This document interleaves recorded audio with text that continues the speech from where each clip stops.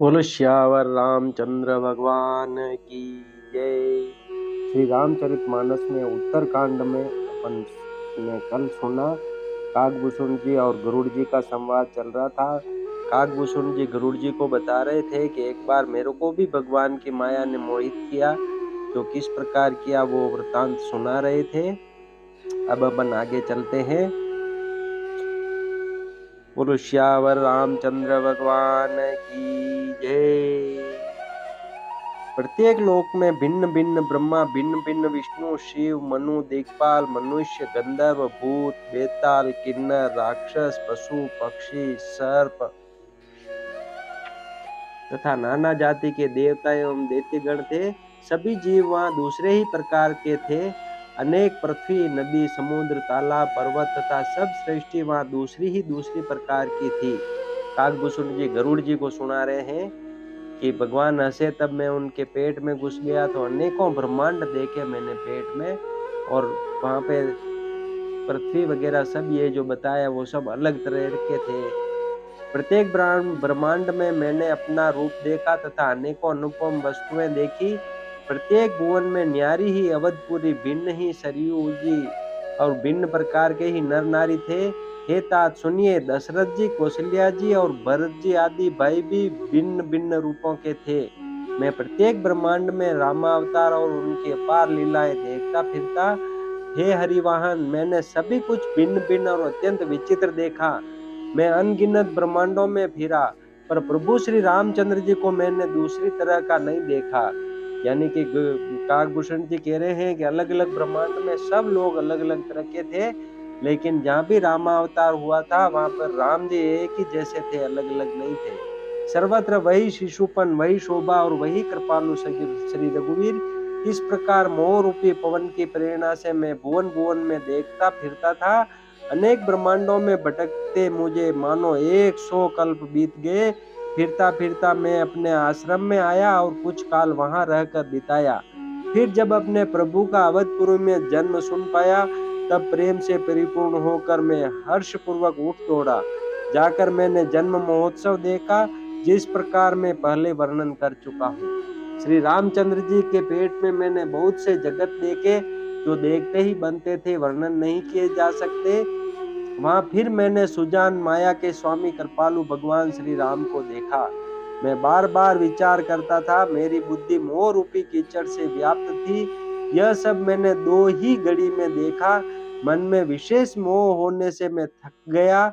मुझे व्याकुल देखकर तब कृपालु श्री रघुवीर हंस दिए। हे धीर बुद्धि गरुड़ जी, सुनिए। उनके हंसते ही मैं मुंह से बाहर आ गया। श्री रामचंद्र जी मेरे साथ फिर वही लड़कपन करने लगे। मैं करोड़ों प्रकार से मन को समझाता था, पर वह शांति नहीं पाता था। यह बाल चरित्र देखकर और पेट के अंदर देखी हुई उस प्रभुता का स्मरण कर मैं शरीर की सुध भूल गया और हे आर्तजनों के रक्षक, रक्षा कीजिए पुकारता हुआ पृथ्वी पर गिर पड़ा। मुख से बात नहीं निकलती थी। तदनंतर प्रभु ने मुझे प्रेम विह्वल देखकर अपनी माया की प्रभुता को रोक लिया। प्रभु ने अपना कर कमल मेरे सिर पर रखा। दीन दयालु ने मेरा संपूर्ण दुख हर लिया। सेवकों को सुख देने वाले कृपा के समूह श्री राम जी ने मुझे मोह से सर्वथा रहित कर दिया। उनकी पहले वाली प्रभुता को विचार विचार कर, याद कर करके मेरे मन में बड़ा भारी हर्ष हुआ। प्रभु की भक्त वत्सलता देखकर मेरे हृदय में बहुत ही प्रेम उत्पन्न हुआ। फिर मैंने आनंद से नेत्रों में जल भरकर पुलकित होकर और हाथ जोड़कर बहुत प्रकार से विनती की। मेरी प्रेम युक्त वाणी सुनकर और अपने दास को दीन देखकर रमा निवास श्री राम जी सुखदायक, गंभीर और कोमल वचन बोले। हे काकभूषुंडी, तू मुझे अत्यंत प्रसन्न जानकर वर मांग। अणिमा आदि अष्ट सिद्धियां, दूसरी रिद्धियां तथा संपूर्ण सुखों की खान मोक्ष, ज्ञान, विवेक, वैराग्य, विज्ञान और वे अनेकों गुण जो जगत में मुनियों के लिए भी दुर्लभ है, ये सब मैं आज तुझे दूंगा, इसमें संदेह नहीं। जो तेरे मन भावे सो मांग ले। प्रभु के वचन सुनकर मैं बहुत ही प्रेम में भर गया। तब मन में अनुमान करने लगा कि प्रभु ने सब सुखों के देने की बात कही, यह तो सत्य है, पर अपनी भक्ति देने की बात नहीं की। भक्ति से रहित सब गुण और सब सुख वैसे ही फीके हैं जैसे नमक के बिना बहुत प्रकार के भोजन के पदार्थ, भजन से रहित सुख किस काम के। हे पक्षीराज, ऐसा विचार कर मैं बोला, हे प्रभु, यदि आप प्रसन्न होकर मुझे वर देते हैं और मुझ पर कृपा और स्नेह करते हैं, तो हे स्वामी, मैं अपना मन बाया वर मांगता हूँ। आप उदार हैं और हृदय के भीतर की जानने वाले हैं। उस आपकी जिस अविरल एवं विशुद्ध अनन्य निष्काम भक्ति को श्रुति और पुराण गाते हैं, जिसे योगीश्वर मुनि खोजते हैं, और प्रभु की कृपा से कोई बिरला ही जिसे पाता है। हे भक्तों के मन इच्छित फल देने वाले कल्प वृक्ष, हे शरणागत के हितकारी, हे कृपा सागर, हे सुखधाम श्री राम जी, दया करके मुझे अपनी वही भक्ति दीजिए। एवं वस्तु ऐसा ही हो कहकर रघुवंश के स्वामी परम सुख देने वाले वचन बोले, हे काक, सुन, तू स्वभाव से ही बुद्धिमान है, ऐसा वरदान कैसे न मांगता। तूने सब सुखों की खान भक्ति मांग ली। जगत में तेरे समान बड़भागी कोई नहीं है। वे मुनि जो जप और योग की अग्नि से शरीर जलाते रहते हैं, करोड़ों यत्न करके भी जिस भक्ति को नहीं पाते, वही भक्ति तूने मांगी। तेरी चतुरता देखकर मैं रीझ गया। यह चतुरता मुझे बहुत ही अच्छी लगी। हे पक्षी, सुन, मेरी कृपा से अब समस्त शुभ गुण तेरे हृदय में बसेंगे। भक्ति, ज्ञान, विज्ञान, वैराग्य, योग, मेरी लीलाएं और उनके रहस्य तथा विभाग, इन सब के भेद को तू मेरी कृपा से ही जान जाएगा। तुझे साधन का कष्ट नहीं होगा। माया से उत्पन्न सब भ्रम अब तुझको नहीं व्यापेंगे। मुझे अनादि अजन्मा अगुण और गुणों की खान ब्रह्म जानना। एकाक, सुन, मुझे भक्त निरंतर प्रिय हैं, ऐसा विचार कर शरीर, वचन और मन से मेरे चरणों में अटल प्रेम करना। अब मेरी सत्य सुगम वेदादि के द्वारा वर्णित परम निर्मल वाणी सुन। मैं तुझको यह निज सिद्धांत सुनाता हूँ। सुनकर मन में धारण कर और सब तज कर मेरा भजन कर। यह सारा संसार मेरी माया से उत्पन्न है। इसमें अनेकों प्रकार के चराचर जीव हैं। वे सभी मुझे प्रिय हैं, क्योंकि सभी मेरे उत्पन्न किए हुए हैं, किंतु मनुष्य मुझको सबसे अधिक अच्छे लगते हैं। उन मनुष्यों में भी द्विजों में भी वेदों को कंठ में धारण करने वाले, उनमें भी वेदोक्त धर्म पर चलने वाले, उनमें भी विरक्त वैराग्यवान मुझे प्रिय है। वैराग्यवानों में फिर ज्ञानी और ज्ञानियों से भी अत्यंत प्रिय विज्ञानी हैं। विज्ञानियों से भी प्रिय मुझे अपना दास है, जिसे मेरी ही गति आश्रय है, कोई दूसरी आशा नहीं है। मैं तुझसे बार बार सत्य निज सिद्धांत कहता हूँ कि मुझे अपने सेवक के समान प्रिय कोई भी नहीं है। भक्तिहीन ब्रह्मा ही क्यों न हो, वह मुझे सब जीवों के समान ही प्रिय है, परंतु भक्तिमान अत्यंत नीच भी प्राणी मुझे प्राणों के समान प्रिय है। यह मेरी घोषणा है। पवित्र, सुशील और सुंदर बुद्धि वाला सेवक बता किसको प्यारा नहीं लगता। वेद और पुराण ऐसी ही नीति कहते हैं। हे काक, सावधान होकर सुन। एक पिता के बहुत से पुत्र पृथक पृथक गुण, स्वभाव, आचरण वाले होते हैं। कोई पंडित होता है, कोई तपस्वी, कोई ज्ञानी, कोई धनी, कोई शूरवीर, कोई दानी, कोई सर्वज्ञ और कोई धर्मपरायण होता है। पिता का प्रेम इन सभी पर समान होता है, परंतु इनमें से यदि कोई मन, वचन और कर्म से पिता का ही भक्त होता है, स्वप्न में भी दूसरा धर्म नहीं जानता, वह पुत्र पिता को प्राणों के समान प्रिय होता है। यद्यपि चाहे वह सब प्रकार से अज्ञान मूर्ख ही हो। इस प्रकार तिर्यक, पशु, पक्षी, देव, मनुष्य और असुरों समेत जितने भी चेतन और जड़ जीव है, उनसे भरा हुआ यह संपूर्ण विश्व मेरा ही पैदा किया हुआ है। अतः सब पर मेरी बराबर दया है। परंतु इनमें से जो मद और माया छोड़कर मन, वचन और शरीर से मुझको बचता है, वह पुरुष हो, नपुंसक हो, स्त्री हो अथवा चर कोई भी जीव हो, कपट छोड़कर जो भी सर्वभाव से मुझे बचता है, वही मुझे परम प्रिय है। हे पक्षी, मैं तुझसे सत्य कहता हूँ, पवित्र, अनन्य एवं निष्काम सेवक मुझे प्राणों के समान प्यारा है। ऐसा विचार कर सब आशा भरोसा छोड़कर मुझी को भज। तुझे काल कभी नहीं व्यापेगा। निरंतर मेरा स्मरण और भजन करते रहना। प्रभु के वचनामृत सुनकर मैं तृप्त नहीं होता था, मेरा शरीर पुलकित था और मैं अत्यंत ही हर्षित हो रहा था। वह सुख मन और कान ही जानते हैं, जीभ से उसका बखान नहीं किया जा सकता।